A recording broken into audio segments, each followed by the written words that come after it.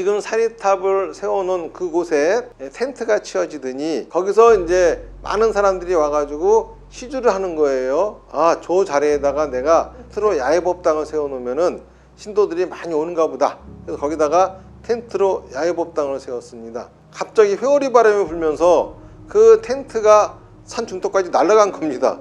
그런데 이상하게도 그렇게 바람이 불었는데도 거기에 세워놨던 불상은 멀쩡했어요. 갑자기 또 번개가 쳐가지고 그 근처에 있는 나무가 반으로 쫙 깨지는 겁니다. 그래서 이거 참 이상한 일이 있구나. 저는 속으로 야, 이게 나무가 번개 맞으면은 절이 잘 된다는데 우리 절이 발전하려고 지금 번개가 쳤는가 보다. 그런데 점점 사세는 힘들어지는 겁니다.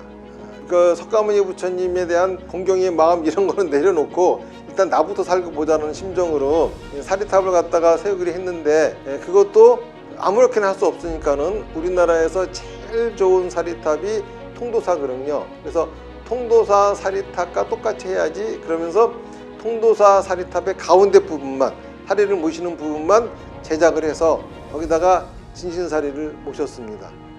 그러고 나서 또 신기한 일이 벌어졌어요. 제가 그동안 아까 그 큰 스님하고 의절했다 했잖아요. 큰 스님이 저의 부친이시거든요. 그 큰 스님과 의절한과 더불어 어머니하고도 의절하고 있었는데 다시 어머니하고 만나게 되고, 그러면서 제가 이제 강남으로 나오면서 참종사의 전신인 강남불교대학을 갖다가 세우게 되고 이렇게 되었습니다.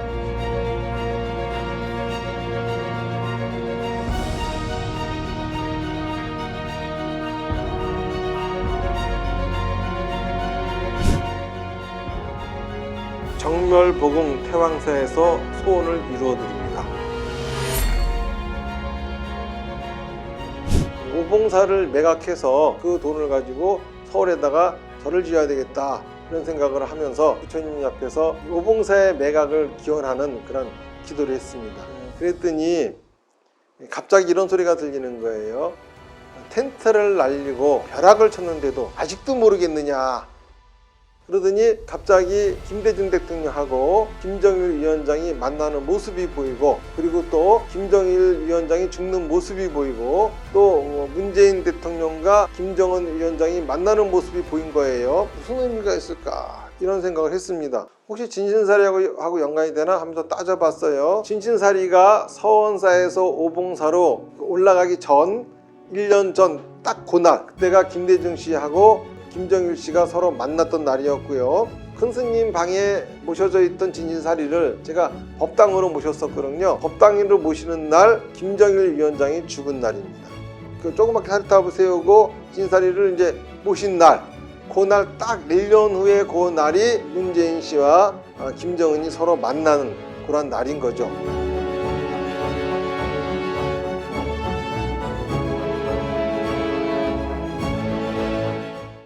생각해 보니까는 진신사리가 오시고 나서 제가 오봉사의 주지가 되었거든요. 신기한 거는 오봉사라고 하는 절이 시흥종의 말사였다고 그럽니다. 시흥종이라고 하는 종은 원래 열반종의 이명이거든요.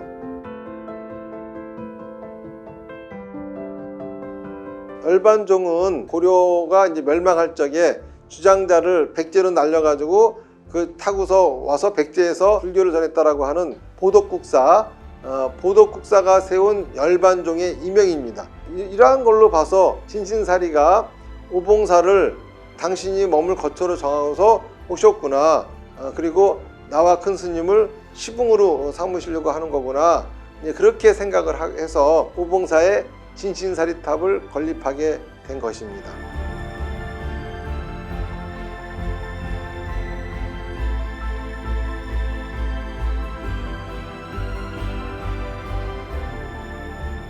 진신사리의 유래를 동영상으로 만들어서 유튜브로 내보냈습니다. 그랬더니 그 영상을 보고 많은 불자들이 호응을 했습니다.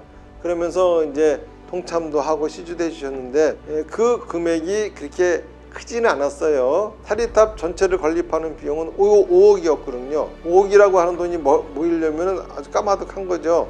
그래서 이제 제가 또 부처님 앞에 기도를 한 거죠. 도대체 이런 식으로 하면은 사리탑이 언제 세워지겠습니까?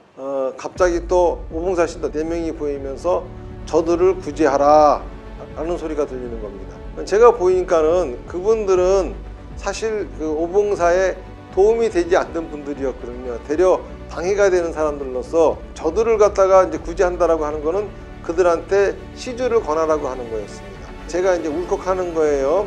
나는 이전까지 이렇게 정법만을 고집하고 바른 부처님의 가르침을 전달하고 했는데 내가 하는 거는 도와주지도 않고 왜 저런 사람도 시주도 하지도 않은 사람들한테 시주를 권하라고 합니까? 그러면서 제가 이제 부처님한테 한탄 섞인 그런 얘기를 하니까는 어디선가 또 그런 소리가 들리는 거예요.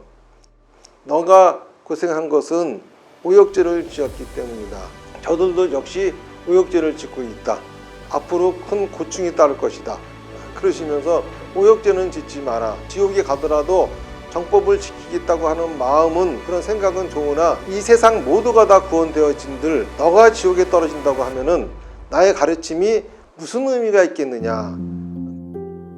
그 얘기 상당히 제가 감동이 되었습니다. 왜냐하면은 나는 많은 사람들한테 불법을 전하는 걸 갖다가 꿈꿨었는데 그게 아니라 부처님은 나 한 사람의 구원을 위해서 계셨구나.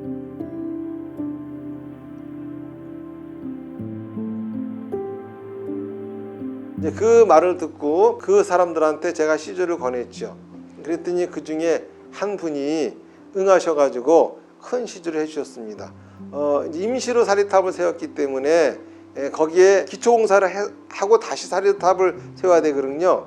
그래서 기초공사를 하기 위해서 사리탑을 옮겨야 되니까는 진신사리를 꺼냈습니다. 꺼내가지고 진신사리를 꺼낸 김에 신경법회를 하자 이런 생각을 가지고 신경법회를 이제 시작한 거죠.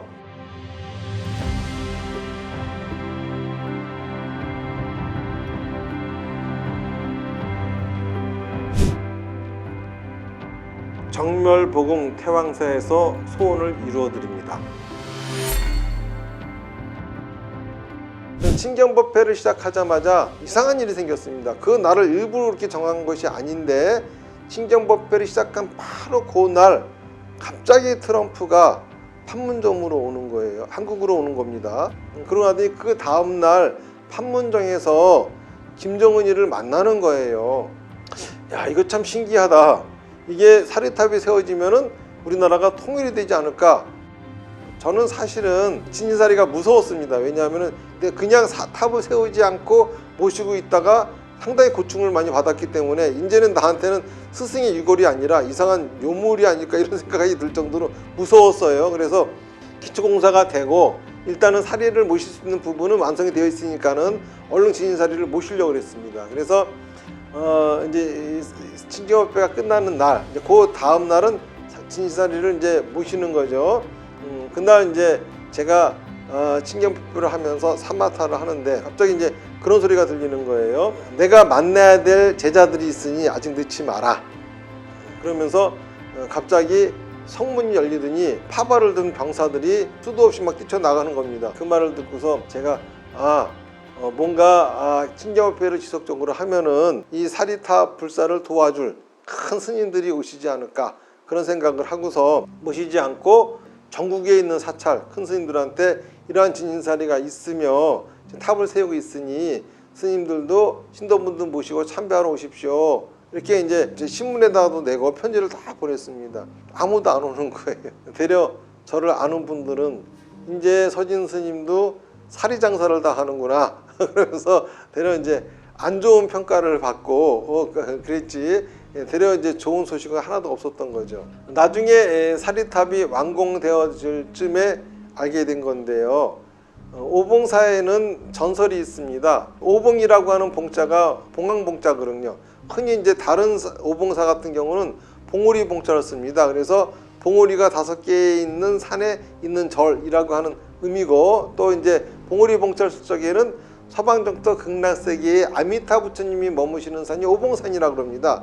그런 의미로도 쓰는데 우리 오봉사는 봉오리 봉자가 아니라 봉황봉자입니다. 그러면서 어떠한 전설이 있냐 하면은요, 이 봉황이라고 하는 거는 황제를 얘기하잖아요. 4명의 황제를 거느린 황제가 여기서 성장을 해가지고 전 세계를 통일해서 세상을 아주 평화로운 그런 세상으로 만든다라고 하는 그런 전설이 있었습니다. 그래서 나라에서는 국가 왕 입장에서 보면 역적이 나온다는 소리잖아요. 그러니까 거기다가 사람이 살지 못하게 절을 지어서 오봉사라고 불렀다, 이런 얘기가 있는 곳이죠. 그런데 나중에 이 사리탑을 완공할 때쯤 보니까는 부처님이 기다렸던 분들이 이 4명의 황제였어요. 보면은 불교에서 사부대중이 있지 않습니까? 사부대중은 남자 스님, 여자 스님, 남자 신도, 여자 신도, 이게 바로 사부대중이거든요. 그런데 거기에 대표되는 분들이 선정이 되어지면서 그분들이 다 오시니까는 사리탑이 완공되어지고, 그리고서 이제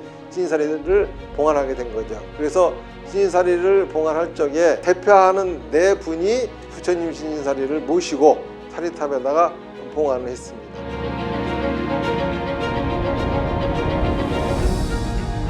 불교의 역사가 진신사리의 영험을 이야기하고 있습니다.